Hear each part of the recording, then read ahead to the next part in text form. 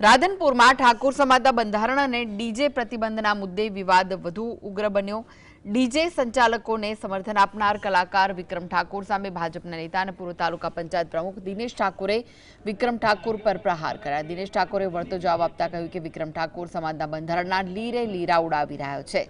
તેમણે ગંભીર આક્ષેપ કર્યો કે વિક્રમની ફિલ્મો યુવાનોને ગેરમાર્ગે દોરે છે અને દારૂના રવાડે ચડાવે છે।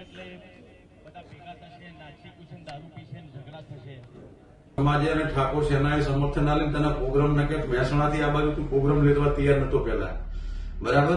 એટલે તારી મર્યાદામાં રહે, બધાને મૂલ્ય ચડાવી અને આખી આવડી મોટી સમાજ ભેગી થઈને 16 મુજાનું બંધારણ કર્યું ના લડા ઉડાડવા ફરી રહ્યો છે। હવે આ બાજુ પ્રોગ્રામ કરવા આવજી ઉત્તર ગુજરાતમાં પાટણ સુધીમાં છે, ખબર પડે તને સમાજની જરૂર છે।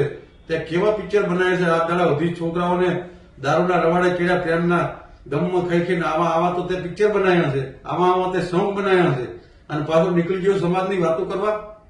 મર્યાદામાં રહેતી।